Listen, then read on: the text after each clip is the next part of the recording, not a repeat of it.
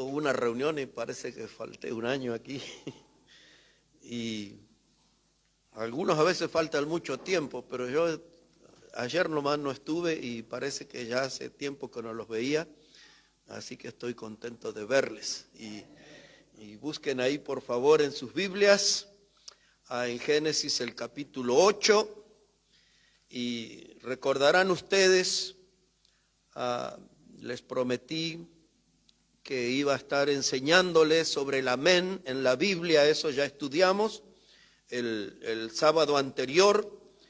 Les prometí que vamos a estar estudiando sobre qué es eso de levantar manos santas. Yo creo que ese será el tema de nuestra próxima semana. Y les prometí enseñarles acerca del altar. ¿Qué es eso de pasar al altar? Y entonces voy a ir un poquito al fondo de la historia para llegar a lo que significa esto de pasar al altar, cuál es el valor que nosotros le damos, la importancia que le damos y por qué mucha gente discute por ahí si es algo bíblico, si no es bíblico, y ahora nos vamos a meter en ese mundo, comenzando desde Génesis el capítulo 8, y entonces el tema a desarrollar será el altar y el arrepentimiento, el altar y el arrepentimiento. Aquí en Génesis capítulo 8, versículo 20, dice la palabra: y edificó Noé un altar a Jehová, y tomó de todo animal limpio y de toda ave limpia, y ofreció holocausto en el altar. Y percibió Jehová olor grato. Y dijo Jehová en su corazón: no volveré más a maldecir la tierra por causa del hombre, porque el intento del corazón del hombre es malo desde su juventud, ni volveré más a destruir todo ser viviente como he hecho. Dice que cuando Noé salió del arca, lo primero que construyó fue un altar. Un altar lo definimos como un lugar para un encuentro con Dios. Si podemos fijarnos esa idea en nuestra memoria, un altar nos habla de un lugar para un encuentro con Dios. Es un sitio en donde yo puedo ofrecer sacrificios a Dios, es lo que estamos viendo aquí. Es un sitio en donde se hacen pactos del hombre con Dios, de Dios con el hombre, que es lo que vemos aquí. Un altar es el sitio donde podemos hacer promesas a Dios y Dios también puede hacer promesas al hombre. Anteriormente al diluvio no tenemos la palabra altar, pero sí entendemos que en el capítulo 4, cuando Caín y Abel ofrecieron sacrificio ante los ojos de Dios, no aparece la palabra altar, pero deducimos que había allí un altar, y donde Dios valoró aquella ofrenda de un cordero que llevó Abel. Eso fue antes del diluvio. Pero aquí lo impactante es que el hombre, después de haber estado tantos tiempo en el arca, y al salir de él, en vez de pensar Noé en una habitación, una morada para su familia, él dejó eso a un segundo lugar y le dio mayor importancia a un encuentro con Dios y levantó un altar. Dice, esto es lo primero, esto es lo más importante, que yo pueda encontrarme con Dios en esta nueva etapa. Ya el juicio del diluvio había cesado. Vamos a comenzar una nueva etapa. Lo quiero comenzar en un encuentro con Dios, en un altar. Lo que Noé ofrece son animales limpios. No tomó de los reptiles, de cosas inmundas. Él tomó de los animales limpios, que no eran muchas las parejas que había en el arca. De modo que vemos que lo que él ofreció en ese altar era algo costoso, era algo valioso, Y ese altar se volvió en un lugar de actividad espiritual. Esta es la segunda expresión que a mí me gustaría que ustedes pudieran retener, que un altar es un lugar de actividad espiritual. Primero les dije, el altar es un lugar de un encuentro con Dios. En segundo lugar, es un lugar de actividad espiritual. Por eso nosotros debemos tener nuestro altar, Tenemos que tener en nuestro lugar personal de encuentro con Dios, de actividad espiritual, pero el sacrificio que tenemos que ofrecer nosotros tiene que ser de gratitud a Jesucristo, que es nuestro Salvador. Noé agradeció a Dios por el arca, por el medio de salvación que Él ofreció. Ustedes y yo tenemos que agradecer a Dios por Jesucristo, porque Él es nuestro único Salvador. Un altar. ¿Cada cuánto agradecemos a Dios por eso? Es que quizás no tenemos ese altar, ese lugar para encontrarnos con Dios. Esto es lo primero que sucedió al terminar el diluvio. Un poquito más adelante, en capítulo 12 de Génesis.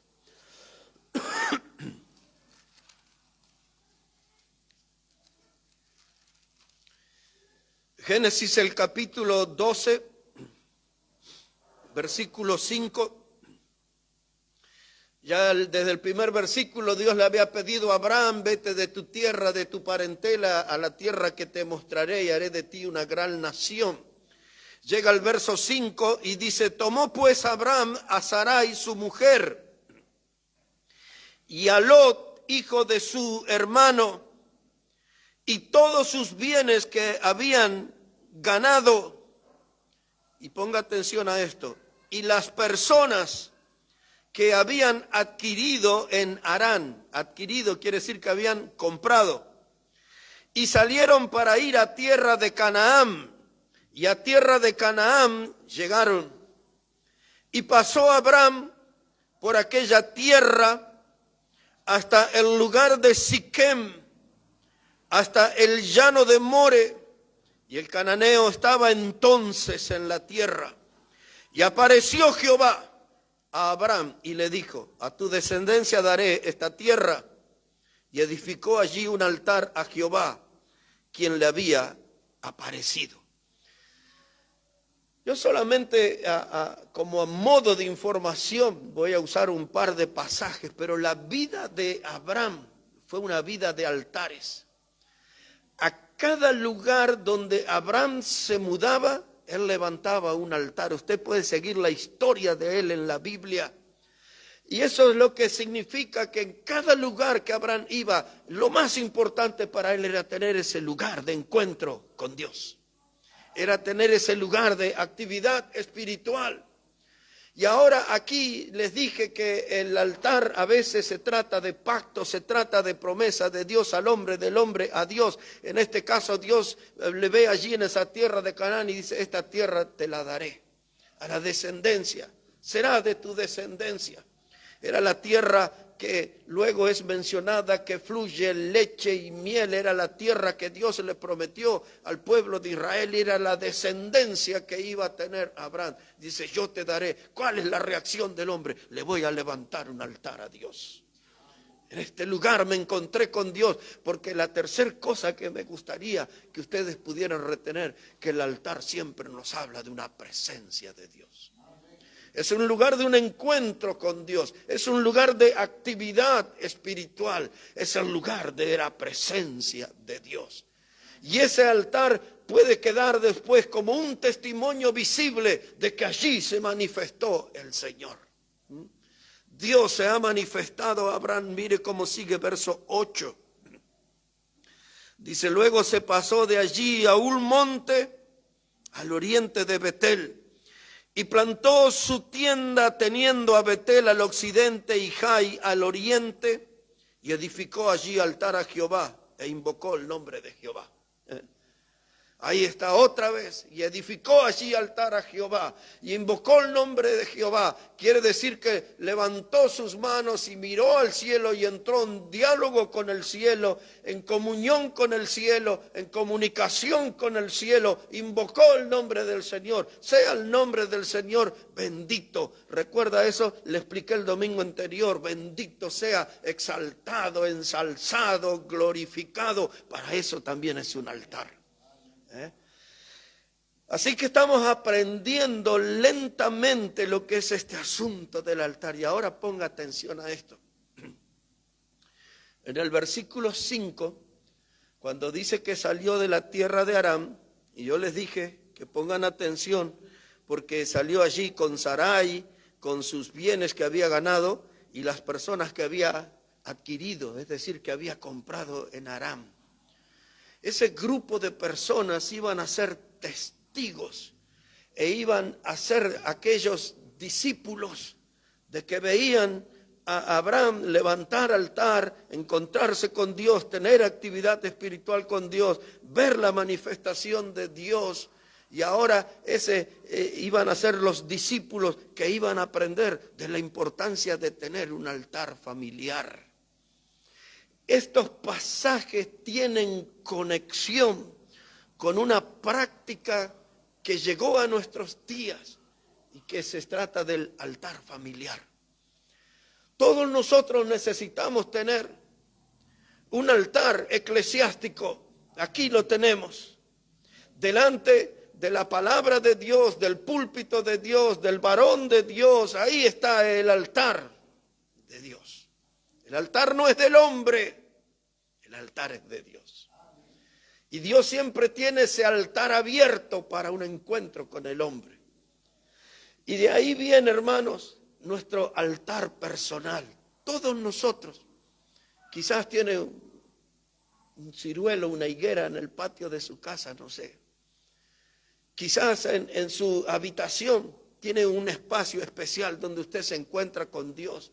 En la cocina, un lugar en el trabajo, en el momento de descanso, en la media hora de almuerzo o el tiempo que fuere. Quizás usted tiene ese lugar donde puedo comer algo y puedo encontrarme con Dios. Todos tienen que tener un lugar de encuentro personal con el Señor.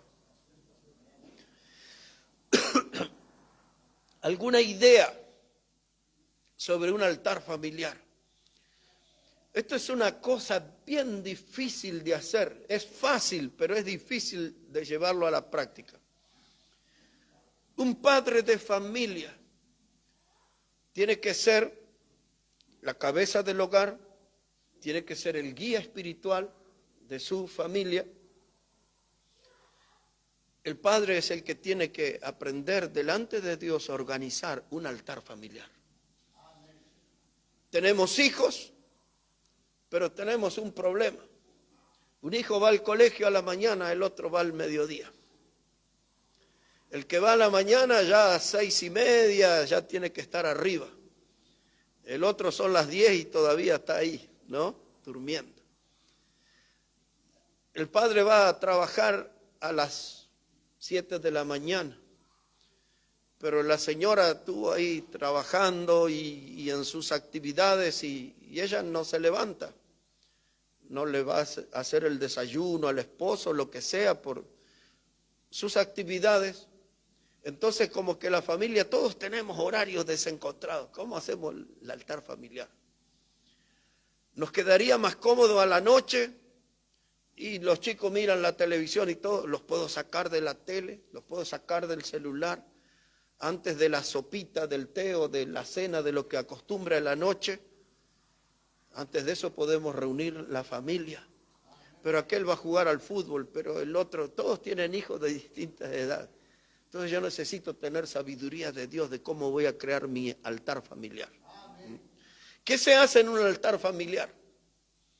Es un culto como el de la iglesia, si me permite el término, en miniatura, más pequeño. Se junta la familia y como nosotros, familia de Dios, ¿qué hacemos aquí? Cantamos. ¿Qué hacemos? Leemos la Biblia. ¿Qué hacemos? Oramos. ¿Qué hacemos? Tenemos comunión unos con otros. Compartimos. ese es el culto familiar, es la misma cosa que hago en la iglesia, lo hago en casa. Y no digo que junte una ofrenda, pero si quiere hacerlo no está mal.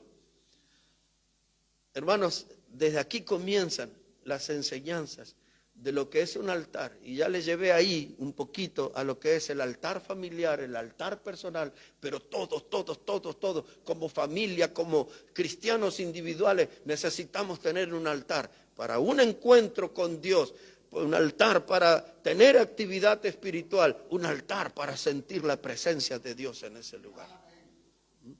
Ya pasamos por la vida de Noé, ahora Abraham. Hay cantidad de escenas de Abraham haciendo altares, lugares de encuentro con Dios, pero ya quedó ahí sellado eso. Ahora algo sobre Jacob, y así vamos avanzando. Hay en Génesis también, pero capítulo 35. Génesis, el capítulo 35.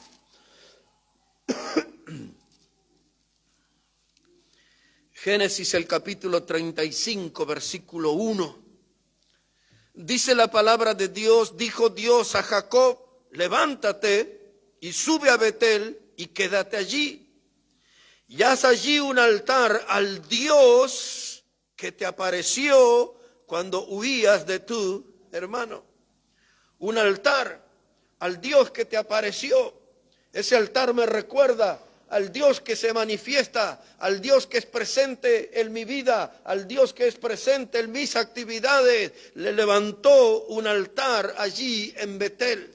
Usted ya sabe que Betel significa casa de Dios.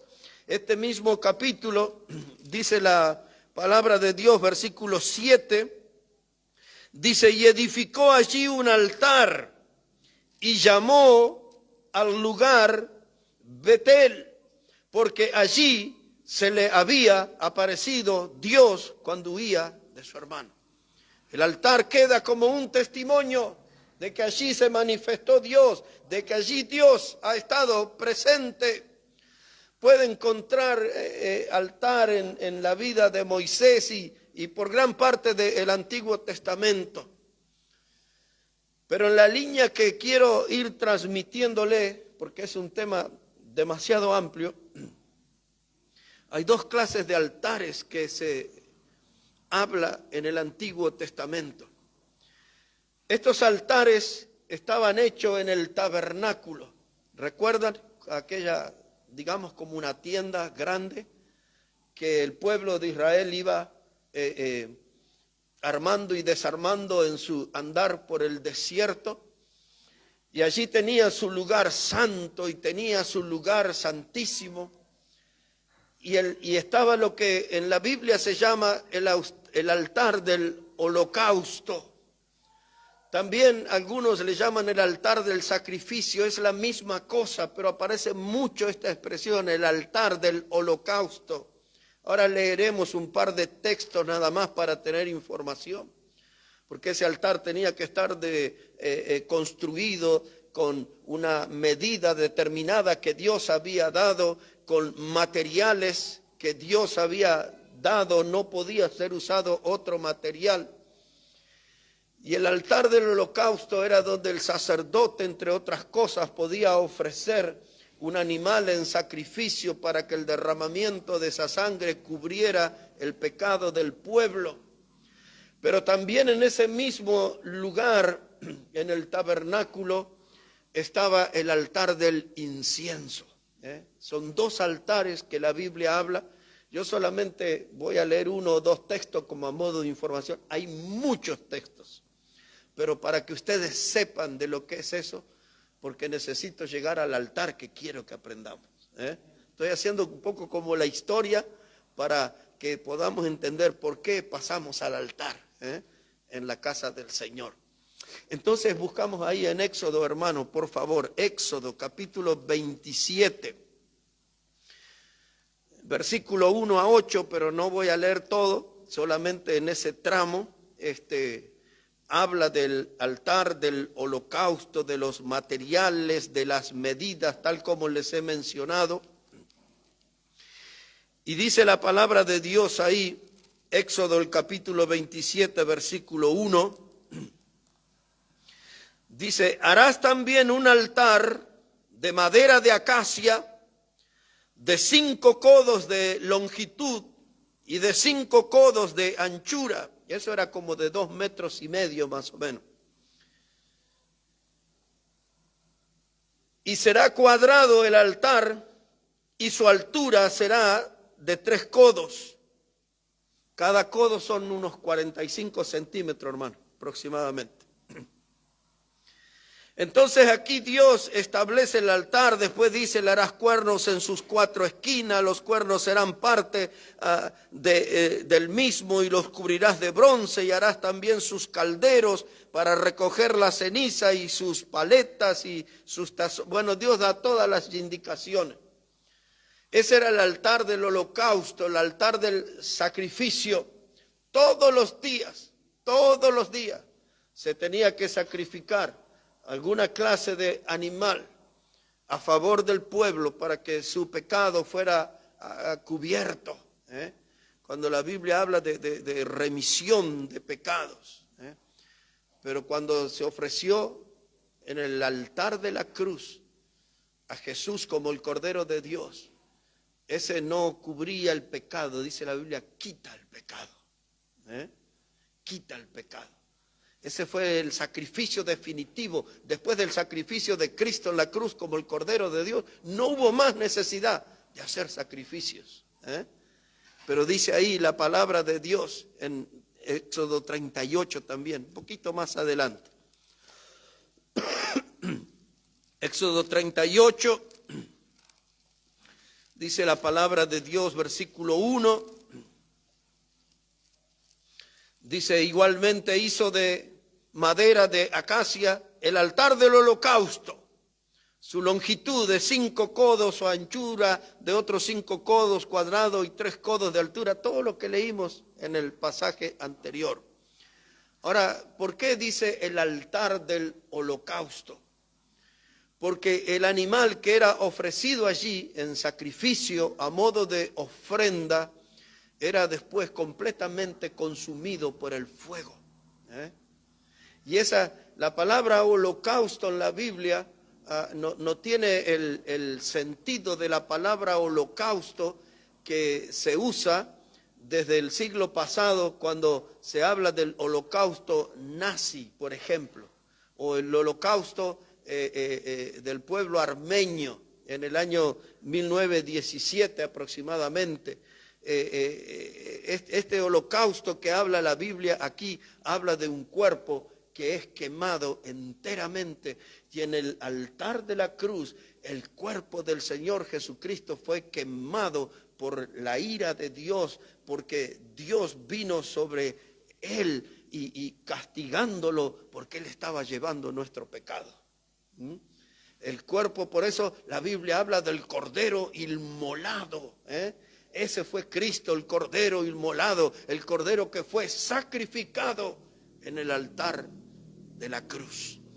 Así que aquí está alguna información y hay mucho más, hermano, sobre este altar del holocausto. Por ejemplo, ahí en capítulo 40, versículos 9 y 10, me gustaría que tenga esa información también.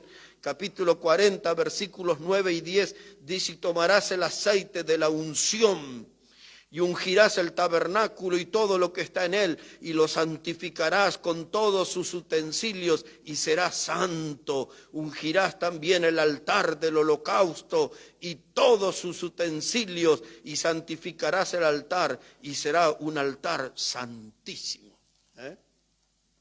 Bueno, ahí ya tenemos información de altar, el altar que edificó Noé, Abraham, el altar que edificó Jacob, el altar del holocausto ahora, y leamos algo acerca de el altar del incienso.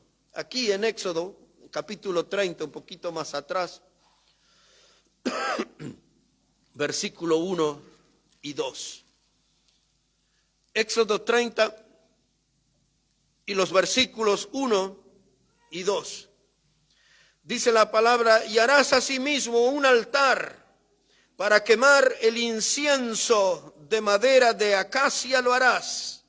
Su longitud será de 1 codo y su anchura de 1 codo, y será cuadrado, y su altura de 2 codos, y sus cuernos serán parte del mismo.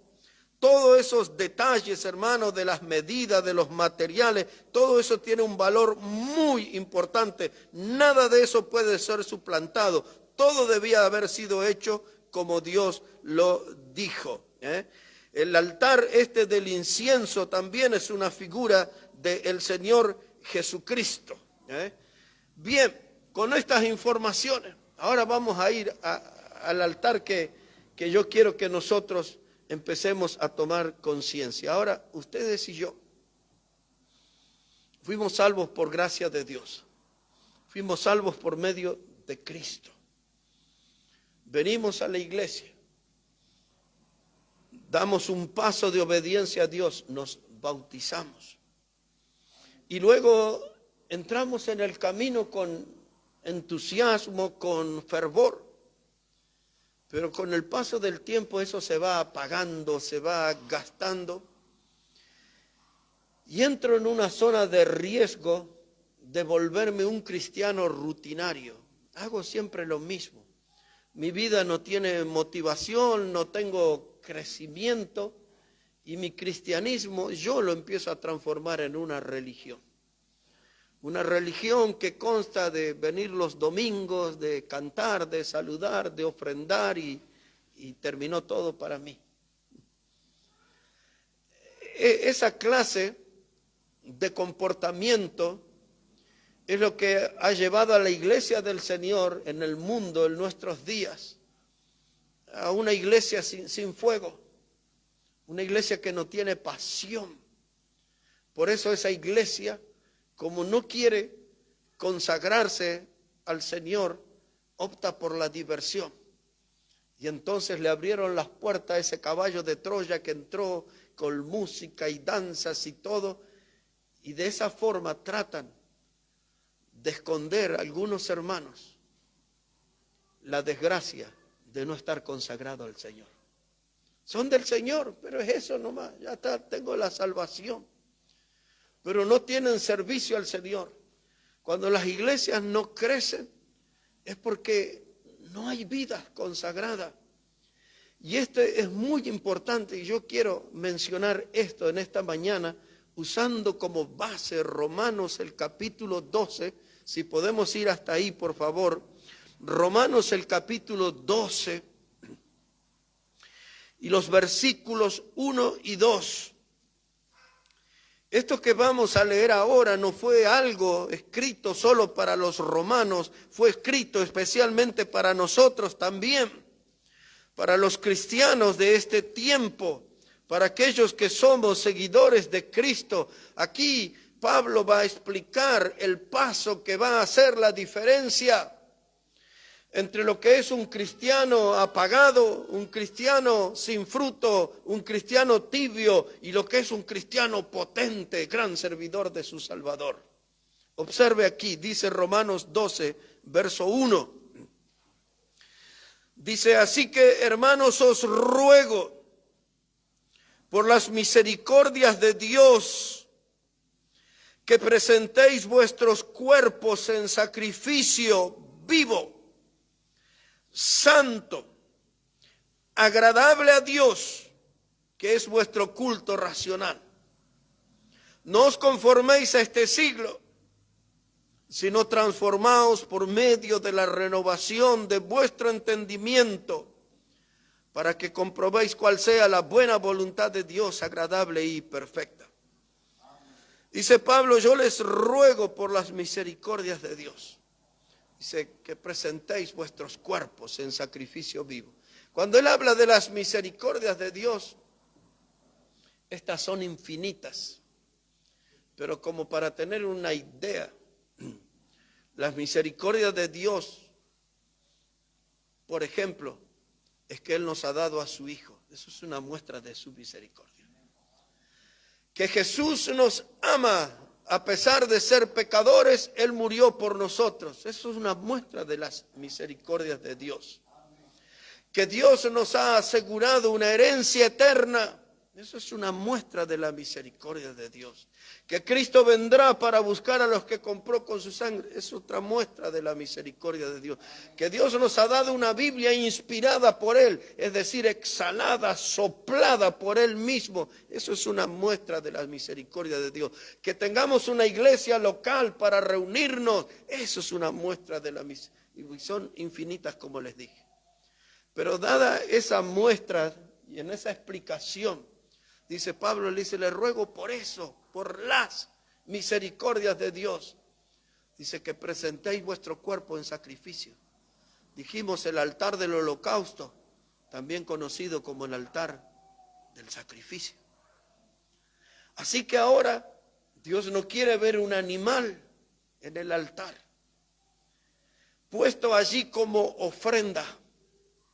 Dios quiere que nosotros pongamos nuestra vida en ofrenda a Él. ¿Qué es lo que eso significa? Que yo le ofrende mi vida para servirle, para ser un seguidor fiel, para ser un seguidor constante. Que yo le ofrende mi vida para comprometerla a glorificar su nombre, a ensalzar su nombre. Que yo ofrende mi vida en el altar para vivir un cristianismo con todas las letras, hermano.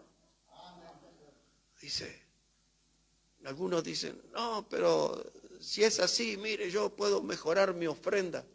No, Dios no quiere plata. Dios quiere nuestro tiempo, nuestra vida, nuestro cuerpo en el altar. Y algunos dicen, ¿y cuál es la diferencia? Es que si usted no pone su cuerpo en el altar de Dios, usted nunca va a ser un instrumento de Dios. Va a ser un hombre y una mujer con muchas grandes y buenas intenciones de honrar al Señor, pero nunca va a pasar de esa línea, de intenciones de honrar al Señor. Pero cuando usted pone su cuerpo en el altar y le dice, Dios, aquí está mi ofrenda, aquí está mi vida, como lo hizo en la antigüedad el impactante predicador Dwight L. Moody, cuando hizo ese círculo y se paró en el círculo y le dijo, Señor, todo lo que está dentro de este círculo te lo entrego a ti. Wow, qué cosa.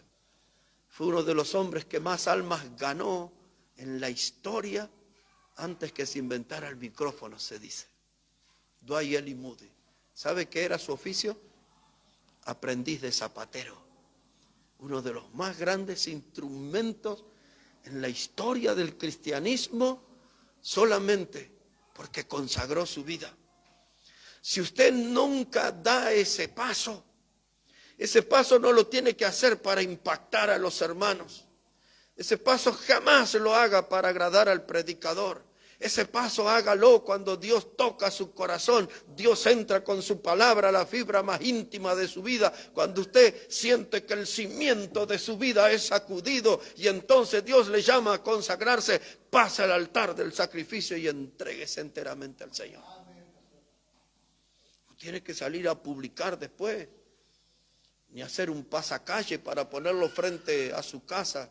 Me consagré al Señor. Tiene que mostrarlo en su actividad espiritual, en su actividad cristiana. Que hubo un antes y un después en su vida de pasar su cuerpo por el altar del Señor. Y dice que el sacrificio es vivo. Porque una vez que nosotros nos morimos ya no vamos a poder hacer esas actividades. De reunirnos, de tener comunión, de predicar el evangelio con otras personas. Eso de pasar al altar se trata para este tiempo. Mientras estamos vivos, Dios está esperando ver nuestro cuerpo en el altar, entregándonos a Él. Es como dice uno de nuestros himnos, que necesito entregarme todo entero, alma, vida y corazón. No me quedo con nada para mí. Me entrego enteramente al Señor. Eso se llama consagración. Consagración es una rendición incondicional a Dios. Déjeme decir eso otra vez. Consagración es una rendición incondicional a Dios. Quiere decir que cuando yo voy con mi cuerpo al altar del Señor, no le pongo ninguna condición. No le digo, aquí está mi cuerpo, Señor, pero tienes que darme una linda casa. Aquí está mi cuerpo, Señor, me tienes que dar ahí un sueldo de 7 cifras. No, yo me entrego incondicionalmente, no le pongo ninguna condición a Dios, solo me entrego enteramente a Él. Mi experiencia fue una noche de febrero del año 1980. Unos cuantos de ustedes ni habían nacido todavía. Y este hombre, flaquito en aquel tiempo, son 18 años nada más. Y es importante que sepa la edad, porque algunos dicen, son muy jóvenes. Algunos padres dicen, son muy jóvenes mis hijos para que se consagren. Dios llamó hombres y mujeres que se han destacado escribiendo himnos, siendo grandes evangelistas. Los llamó a los 4 años, 5 años, 6 años, y tenemos testimonios en cantidad. Y uno tiene que venir al Señor. Y aquello que yo hice en el altar era un fogón grande. Y en ese fogón, el predicador habló la palabra, Dios tocó mi corazón, no sé, éramos como 300 jóvenes allí aquel día. Y cuando el predicador llamó, yo sentí que Dios me estaba llamando a ser un predicador de su palabra. Yo no sabía cómo predicar. Déjeme que le hable un poquito del nivel de conocimiento bíblico que yo tenía en ese tiempo. Yo escuché en la clase del seminario allí, un profesor enseñaba el Evangelio de Mateo, y él varias veces hablaba sobre el ladrón de la cruz, y el ladrón de la cruz, y algunos discutían si había sido salvo, si había ido al cielo y al paraíso y todo eso, y yo todo lo que escuchaba era eso del ladrón de la cruz y no entendía de qué estaban hablando. 18 años, 6 meses de convertido tenía. Y había un compatriota mío, lo encuentro ahí en el campo y le digo, necesito preguntarte algo. Todo el mundo hablaba y yo no entendí nada. Le dije, ¿quién fue el que robó la cruz de Jesús? Y él me dice, ¿por qué? Porque todos hablaban del ladrón de la cruz, y nadie dijo quién era. Dice, no, dice, el ladrón, y me explicó. Ese era mi nivel de conocimiento bíblico. Donde yo no sabía que 2 ladrones, un homicida, aparte había sido crucificado junto al Señor, y de eso estaban hablando. Yo pensé que alguien había robado la cruz. Y con ese nivel de conocimiento bíblico, Dios tocó mi corazón y me llamó para consagrar mi vida enteramente. Ahora, escuche esto. Cuando usted pone su vida en el altar, como dice Pablo, usted pierde el derecho de volver a recuperar su vida. Cuando usted pone su vida en el altar, esa vida es para ser usada siempre por Cristo. Por eso, como dice la Biblia, con Cristo estoy juntamente crucificado. Ya no vivo yo, ahora vive Cristo en mí. Este predicador que tiene delante suyo en esta mañana, ya hace más de 40 años no es de él, yo soy de Cristo. Ahora soy de Cristo, mío también es él. Puedo gozar de su amistad por la eternidad. Y algunos de ustedes dicen, yo ando indeciso. Soy un cristiano, pero no estoy satisfecho. Soy un cristiano, siento que algo me falta. Soy un cristiano, me falta coraje para ciertas cosas, me falta poder de determinación, de decisión. Y yo le digo, dé una vuelta por el altar de Dios, ponga su cuerpo en sacrificio vivo y ahí entrará a disfrutar del verdadero gusto de la vida cristiana. Y Pablo dice aquí, teniendo en su mente la figura del altar del Antiguo Testamento, y él dice poner nuestro cuerpo en sacrificio vivo, santo. Y eso significa que mi vida está apartada para Dios, lo que le vengo diciendo. Porque la raíz de la palabra santo es esa, separado para Dios, apartado para Dios.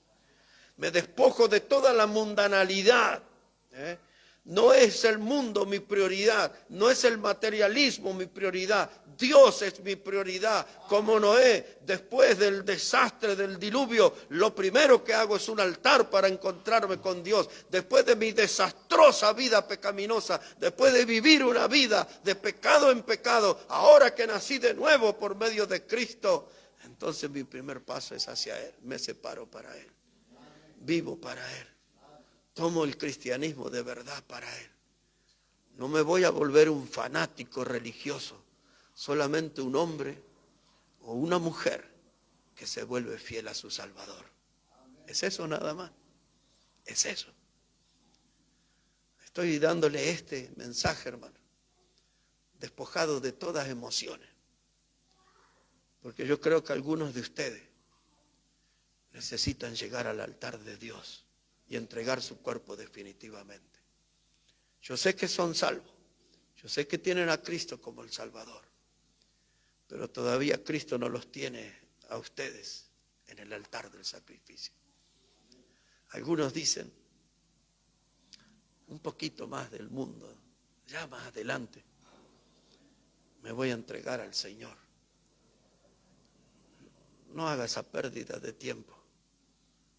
Todo el mundo, todo el mundo, hermano, está lleno de gente mala. ¿Para qué quiero estar con ellos cuando yo puedo separarme para Dios, separarme para el Señor? Es una gran elección. En el altar Noé puso los animales limpios, fue un gran sacrificio. No les dije eso, pero dice ahí ese texto que habíamos leído de Génesis 8:21, dice que Dios percibió olor grato. Esa es la expresión que usa de Génesis 8:21. No me detuve en ese detalle. Entre paréntesis le digo, a Dios le gusta el asado, porque aquellos animales fueron sacrificados y dice la Biblia, y Dios percibió olor grato. Nuestra presencia en el altar es olor grato. Lo que Noé sacrificó era valioso. Cuando Abraham llevó a su hijo Isaac al altar para sacrificarlo, él llevó lo más valioso. Cuando Dios nos ha dado a su hijo Jesucristo y lo llevó al altar de la cruz para ser sacrificado, Dios dio lo más valioso. Y yo puedo dar mi tiempo, porque mi vida se compone de tiempo. Le puedo dar lo más valioso que tengo a Dios en el altar. Y Pablo dice, presentad vuestros cuerpos en sacrificio vivo, santo, agradable. Porque si yo pongo mis pies como cuando ando tanteando si el agua está fría o caliente, así, no, yo tengo que entrar entero al altar. Y me entrego enteramente. La palabra holocausto, recuerde, era aquello que era consumido totalmente por el fuego. Yo quiero entrar al altar porque quiero ser lleno enteramente de Dios. Enteramente de Dios. No un cristiano de medias tintas, no un cristiano a media. Yo quiero ser cristiano entero para mi Salvador. Yo no quiero jugar con Él. Yo quiero ser un cristiano verdadero. Y ahora, en la parte final del mensaje, va a ir en dos direcciones. Dos direcciones. Hay una discusión histórica, inútil, de gente, principalmente predicadores, dicen, ¿es bíblico llamar al altar o no es bíblico llamar al altar? Muchos de ellos que tienen sus nombres con cierta fama, bien ganada por supuesto, su prestigio tienen, dicen, ir al altar no es algo bíblico. Y entonces muchos leen a esos escritores de la historia y algunos de nuestros días que son gente realmente muy que ha servido mucho a Dios y que tienen un gran prestigio, dicen, no es bíblico ir al altar. Y algunos leen esos escritores y dicen, entonces yo nunca voy al altar. Y por otro lado están diciendo, en otras palabras, mi vida siempre ni fu ni fa, ahí no. Pero yo sé que lo que hace la diferencia es cuando uno va al altar y se entrega enteramente al Señor. ¿Cuál es el argumento? Porque una cosa es pasar al altar para creer en Cristo, esa es una dirección. Y la otra dirección, que es la que más practicamos los bautistas, es venir al altar para hacer pactos, promesas, para tener un encuentro con Dios. No pueden decir esos grandes predicadores que eso no es bíblico, porque eso se los enseñé a través de Noé, de Abraham, de Jacob, y se lo podría haber enseñado a través de Gedeón y a través de Moisés y tantos casos más. Entonces ellos dice, ir al altar para creer en Cristo no es bíblico. Pero los bautistas queremos que la gente venga al altar después de la predicación para encontrarse con Dios, para hacer pactos con Dios. No a viva voz que todos se enteren lo que le prometo a Dios. Son cosas personales. Noé tuvo un altar personal. Abraham tuvo su altar personal. Moisés tuvo su altar personal. Jacob tuvo... ¿Me están entendiendo, hermano? Usted viene al altar y ese solamente le corresponde a usted y a Dios. Y nadie tiene que meter las narices cuando usted está en el altar a solas con Dios. Vamos a ver un poquito de eso, de que dicen que no es bíblico que la gente pase al frente para creer en Cristo como el Salvador. En un poquito más de 40 años de predicador que tengo, yo he hecho eso 2 veces, quizás 3, nunca pasé de esa línea. Nunca invité a la gente al altar. Una de las últimas veces, casi 20 años atrás, la gente sin que yo la llamara vino adelante a creer en Cristo. Entonces dicen estos, y usted lo que va a encontrar en los libros, dice, esto fue un invento de un hombre que se llamó Charles Finney. Charles Finney fue un hombre que nació en el año 1792, murió en el año 1875, como con 82 años tenía. Charles Finney fue un abogado, fue un escritor que un día le llamó la atención mientras estudiaba abogacía que se citaba mucho la ley de Moisés en las materias. Así que empezó a leer la palabra de Dios y se convirtió. Y él después de, no voy a contar toda su historia, pero él empezó a predicar la palabra. Y muchas de las cosas que lo acusan a él, yo nunca lo leí en sus libros y tengo varios de sus libros, unas cosas así son, como teología sistemática y otros. Yo nunca leí en sus libros las cosas que le acusan a él. A él le acusaban de apelar a las emociones de la gente, de contar historias dramáticas y todo eso, de desgastar el auditorio teniéndolos 3-4 horas. Y los que lo critican, yo digo, menos mal que no estuvieron en Nehemías 8 cuando Esdras estuvo leyendo 6 horas la palabra, ¿no? Menos mal que no estuvieron el día que se cayó Eutico, aquel que se durmió escuchando a Pablo, que estuvo hablando toda la madrugada, 6 horas predicando. Y ellos lo acusan a ese hombre, eso no es bíblico, 3-4 horas de predicación. Pero como sea, hermano, dicen que el hombre apelaba a las emociones de la gente y que la gente se emocionaba y entonces creían en Cristo o hacían una manifestación de creer en Cristo. Charles Finney fue el líder de lo que en la historia del cristianismo se conoció como el segundo despertar o el segundo avivamiento en la historia de los Estados Unidos.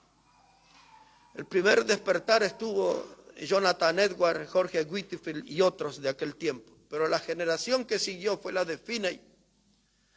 Y él encabezó ese despertar. Las estadísticas hablan de que él guió a Cristo más de 500,000 de personas. Sus críticos dicen que mandó más de 500.000 de personas al infierno. Finney invitaba a la gente al altar, los invitaba para creer en Jesús como el Salvador. Él predicaba la palabra, predicaba sobre la obra de Cristo en la cruz, predicaba el arrepentimiento, todo lo que la Biblia nos enseña, y hacía lo que se hace el llamado. Y entonces dice, venga aquí al frente a creer en Cristo. Otros de estos, como alguna vez usted quizás vio aquí, dice, si alguien ha creído en Jesús como el Salvador en esta reunión, levante su mano, quiero orar por usted. Eso es algo que quizás alguna vez sí hicimos eso. Dice, eso no es bíblico, eso no está en la Biblia. No se debe hacer, ese fue un invento de Finney. Y después dicen que Moody tomó esa forma. Como les dije, Moody fue uno de los más grandes ganadores de almas de la historia, y para venir a alguien más reciente, quien hacía estas cosas era el predicador Billy Graham, entre otros muchísimos. Pero para darle a alguien de renombre que ustedes sepan que hacían esto. Entonces los críticos dicen, la gente es llamada al altar y todo eso son movidos emocionalmente, pero no son salvos, porque la Biblia dice que no hay que ir al altar. Yo todavía no encontré el versículo que diga eso. Así que cuando ustedes leen, si encuentran el versículo, me lo pasan. Yo en 40 años nunca encontré un versículo que diga que no se puede creer en Jesucristo yendo al altar. Es más, ahora le voy a dar unos textos que hablan lo contrario de eso. Y entonces, hermano, ese tema de ir al altar se ha vuelto algo muy manoseado. Los que atacan principalmente eso no son los únicos, pero son los mayoritarios, son conocidos con el nombre de calvinistas. Pero uno de los principales calvinistas de nuestros días, estoy hablando uno de los 10 más renombrados calvinistas de nuestros días, él contó que un día estaba predicando en Alaska y llegó un hombre, dice, con el rostro como de la muerte, no sé qué, y se sentó ahí y él predicó la palabra y él tenía que predicar y volar, tomar un vuelo. Y después se acercó al hombre, para hacerle breve la historia, dice que se quedó más de un día leyendo Juan 3:16 con ese hombre, Juan 3:16, y después al segundo día o tercer día, no recuerdo exactamente, el hombre le dijo, hermano Paul, soy salvo. Yo eso nunca lo vi en la Biblia, no hay un antecedente. Los que critican a Finney creen que ese es el método, parece. Hermano, esto quiero dejar en claro para todos ustedes y los que nos escuchan a la distancia, porque muchos van a abrir sus ojos y sus orejas y dicen, ¿qué va a decir este hombre?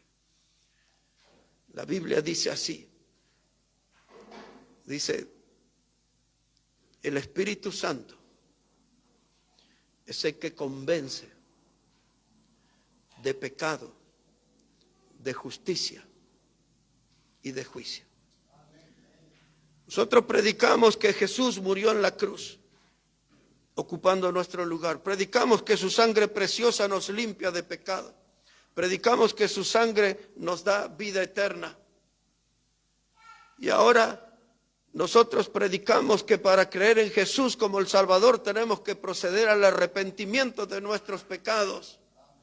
Y luego tenemos que decir que la forma de acercarse a Cristo es por medio de la fe. Por gracia sois salvos por medio de la fe. Y luego que explicamos todas estas cosas, el Espíritu Santo quebranta un corazón. Y el Espíritu Santo no es una obra de hombre, no es algo que consiste en la habilidad del predicador, es una obra divina, es una obra de Dios. El Espíritu Santo es el que convence al oyente que es un pecador y que necesita creer en Jesús como el Salvador. Y si el Espíritu Santo hace eso, y la persona que fue quebrantada por el Espíritu Santo o convencido, porque convence de pecado, justicia y juicio, viene al frente ¿Quién soy yo para ponerle límite al Espíritu Santo y decirle, Espíritu Divino, no puedes hacer eso porque no está escrito en la Biblia? Cuando Él es el autor. ¿Se dan cuenta del atrevimiento de algunos que quieren limitar la obra de Dios? Dice, eso no es bíblico, como diciendo el Espíritu Santo no puede hacer eso. ¿Cómo que no puede hacer? Él tiene todo el poder, porque el Espíritu Santo es la persona todopoderosa de Dios. Si el Espíritu Santo mueve los corazones y los trae al frente, tiene todo el derecho de hacerlo y ninguno puede oponerse a la obra del Espíritu Santo.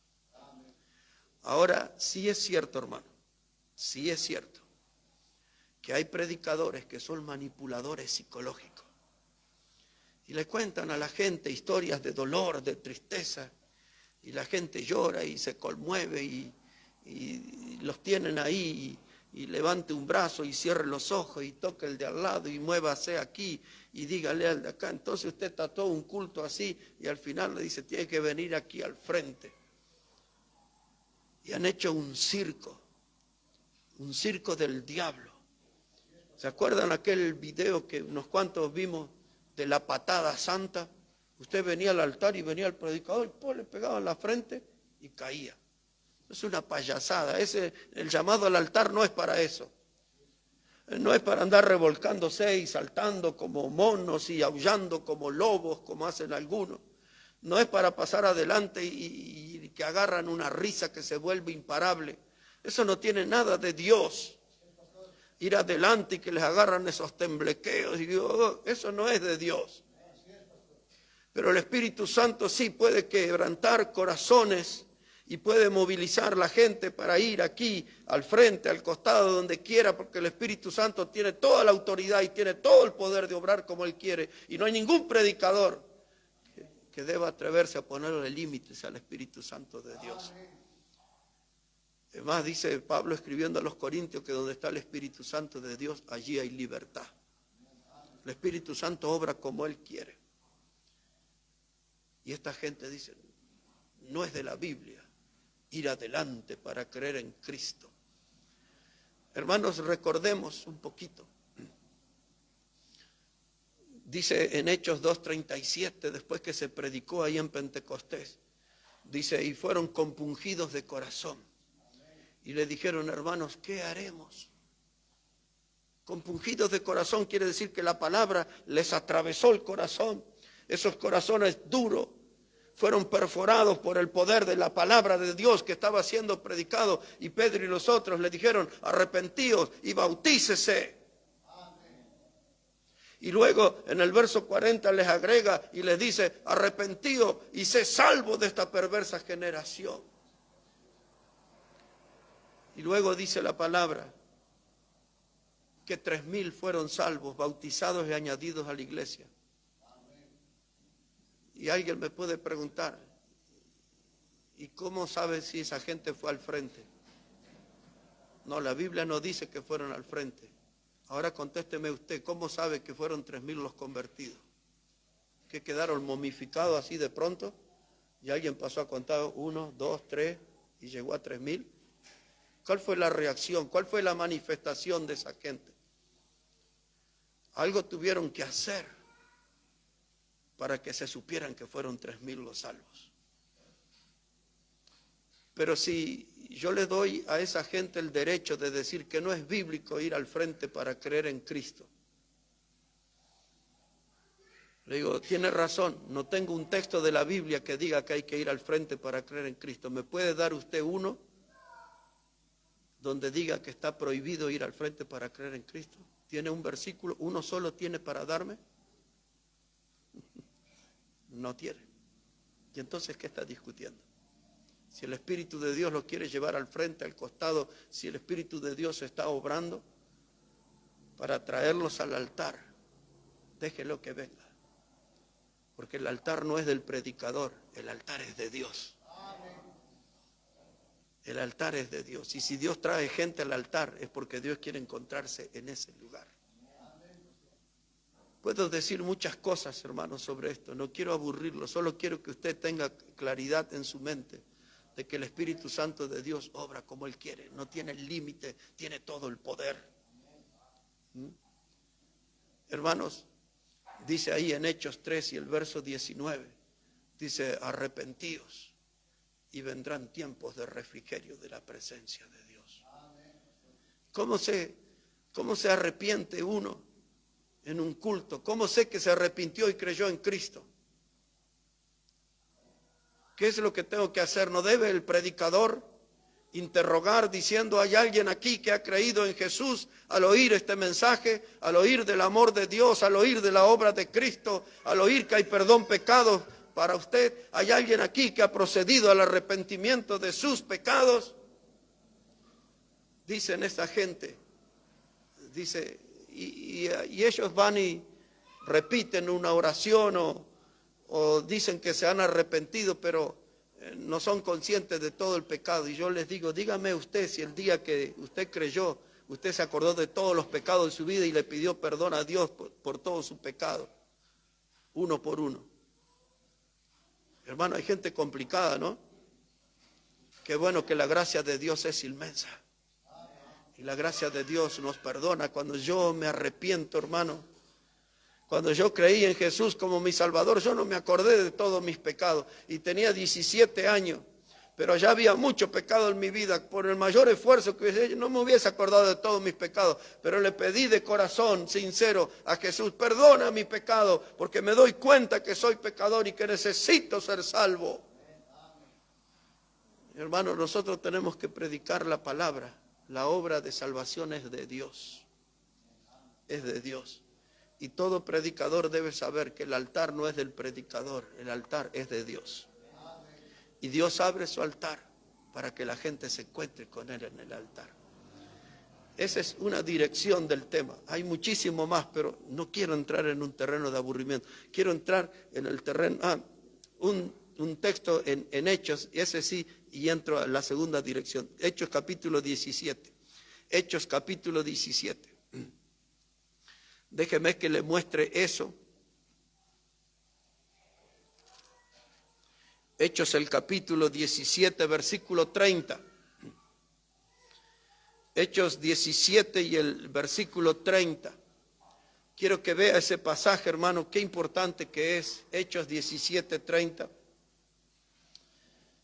Ahí, hermano, lo que había sucedido. El apóstol Pablo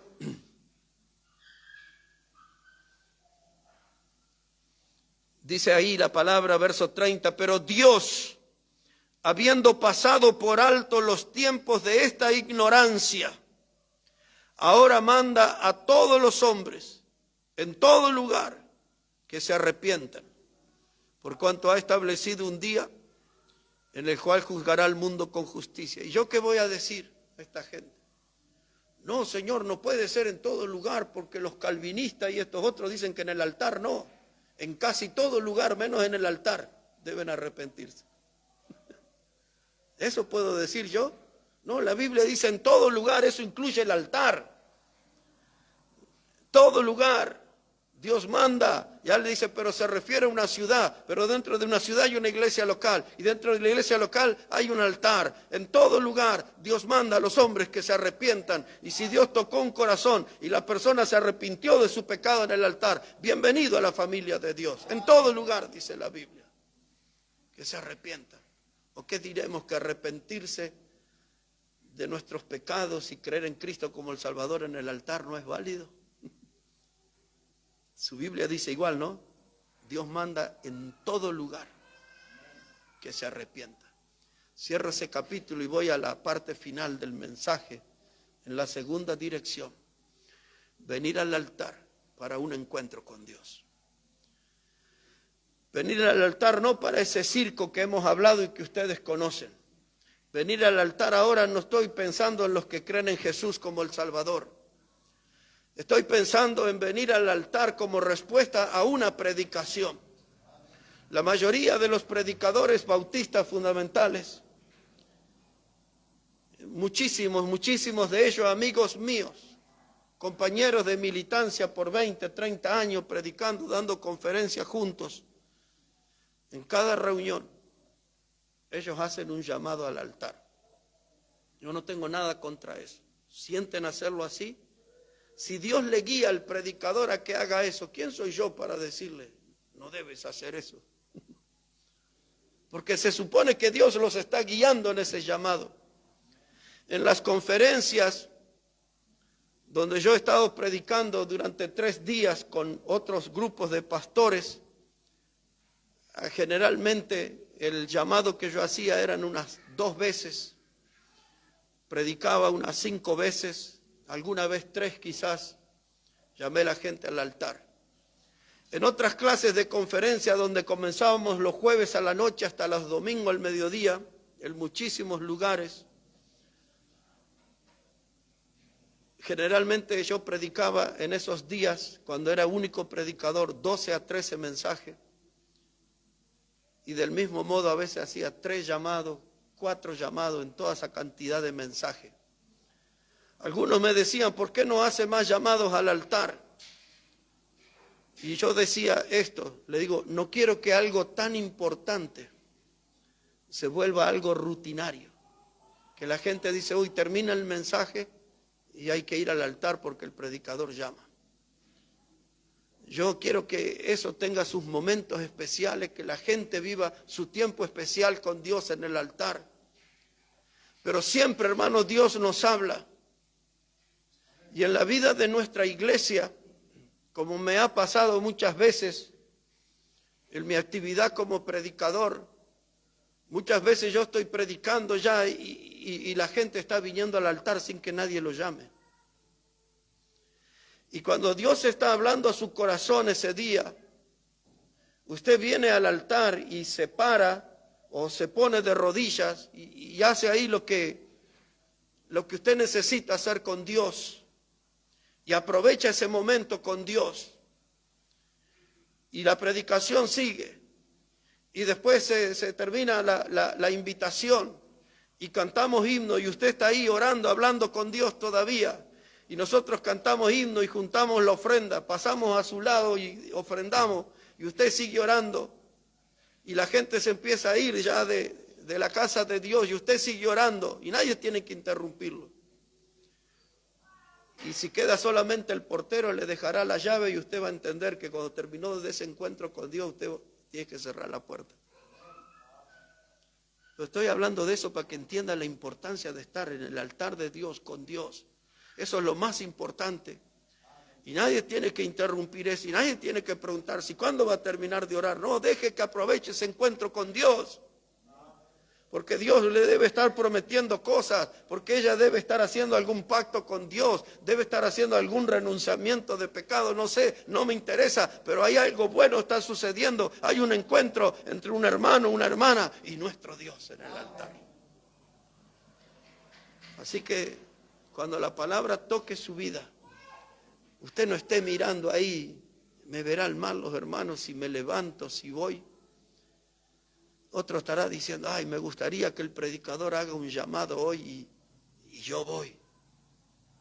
Pero si es Dios el que le está hablando y Dios el que le está llevando adelante, usted venga, hermano. Porque ya todos conocemos el principio bíblico que en la casa del Señor todo debe hacerse decentemente y en orden. Usted no va a pasar seguramente gritando ahí, Dios me llamó ahí. Usted viene y se encuentra con Dios en el altar. En el año 2016, ya voy a terminar, hermano. En el año 2016, un gran amigo, ya tienes un poquito más de 75 años, estaba predicando en México estos días, pero él tiene su iglesia grande en Estados Unidos, California, y fue el hombre que me llevó por todos los Estados Unidos a mí. Habíamos pasado muchos años sin vernos. Y solamente le voy a decir esto de otra cosa. Yo mucho no lo veía porque había gente que me había dicho, mucha gente, dice, no, él no te quiere ver a vos porque dice que te juntás con unos predicadores que son locos y que te enloqueciste. Y un día me llaman de Santa Cruz de la Sierra en una conferencia de pastores y misioneros de Estados Unidos. Y dice, queremos que seas el predicador junto con tal. ¿Con quién? Con tal, pero ese no me quiere a mí, dice. ¿Cómo que no? Si es tu amigo y todo eso. No, si me han dicho que no, yo no quiero hacer tropiezo, le dije al pastor. Pastor Adalí Pardo, le dije, no quiero hacer tropiezo. Digo, llévenlo a él, aprovechenlo, yo iré en otro tiempo. Me dice, no, tienes que venir, que la gente te quiere y todo. Y al final, cuando llegué a Santa Cruz ese día, el hombre estaba en un hotel. Y cuando supo que yo llegué a la ciudad, se vino a vivir a la casa donde yo estaba. Y él quería verte y todo. Compartimos allí un gran tiempo. Él tiene 150 libros escritos. Vivió con los caníbales y todo. Ya contaré otro día más de su historia. Pero en esa conferencia, él habló un momento sobre el altar. No era el tema, él solamente dijo esto. Yo voy a tratar de ser textual porque fue hace 7 años esto. Pero él dijo así, dice, el altar es la oficina de Dios, dijo él. Yo nunca escuché esas cosas de ningún otro predicador, pero a mí me gustó eso. Él dijo, el altar es la oficina de Dios. Y yo vengo a él para hacer mis mejores negocios con Dios. Cuando se usa la palabra negocios, se está hablando de las mejores decisiones. Vengo a esa oficina para aprovechar las mejores oportunidades que Dios me da. Negocio, dijo él. Y ahí yo tengo que decidir con Dios. Es la oficina del Señor. Es el lugar donde yo no me puedo privar de llegar. Es el lugar donde Dios atiende. El altar es el lugar donde Dios más escucha. El altar es el lugar donde Dios más bendice. Hay mucha gente que no es bendecida porque no pasa al altar del Señor. El altar. Volviendo a los maestros del Antiguo Testamento. Noé, Abraham, Jacob. El altar es un lugar de un encuentro con Dios. Segunda lección que les dije, que recuerden, el altar es un lugar de actividad espiritual. Tercera lección que les dije, el altar es el lugar donde Dios se manifestó o se manifiesta. Quiero encontrarme con Dios, el altar. Quiero tener actividad espiritual en mi vida, al altar. Quiero estar en el lugar donde Dios se manifiesta, donde hay testimonio de su presencia, al altar. Yo digo, hermano, cuando Dios habla a nuestros corazones en una predicación, ¿vamos a quedar atornillados meditando en el asiento? ¿O voy a ir al llamado de Dios y me meto en el altar? Me meto en la oficina del Señor y tomo decisiones delante de Él. No lo hacemos nosotros en todas las reuniones, pero cuando hay un llamado, yo tengo que ir al altar. Algunos dicen, pero si yo voy al altar, los otros hermanos van a pensar que yo estoy mal. Qué curioso, ¿no? Porque cuando la gente se queda en el asiento y no viene al altar, en mi caso yo pienso, esa gente está mal. En mi caso, cuando hay un llamado al altar y usted no viene, yo estoy pensando, usted que se quedó en el asiento, usted está mal con Dios. Porque si la palabra fue predicada, si la palabra fue puesta en acción y usted no respondió al llamado de Dios, usted no está queriendo hacer buen negocio con Dios. No está queriendo caminar bien con Dios. Los lugares donde nosotros hemos predicado por doquier, la gente en los pasillos, muchas veces, creo que está hermano Fabián acá, ¿no? Hermano Fabián, ¿cuántas veces habrás visto en Jujuy, en Tucumán, la gente invadiendo las plataformas porque no había lugar? Buscando un sitio para estar con Dios. Y a veces eran cientos de personas. Y qué lindo era ver al pueblo de Dios. Y algunos no tenían oportunidad de llegar al altar, pero aún de rodillas allá en el fondo daban señal, esa palabra era para mí. Y allá en el fondo construyen su altar y se encuentran con Dios. Y Dios los bendice. Yo sé que muchos de ustedes nunca han oído esos predicadores que dicen, no, es de la Biblia ir al altar. Que nos muestren un solo versículo que diga que Dios prohíbe ir a su pueblo al altar, encontrarse con Él. Pero más allá de todo eso, hermano, hemos aprendido sobre el amén. Y ahora hemos aprendido una buena parte, no está agotado el tema, pero una buena parte de lo que es tener una vida de altar.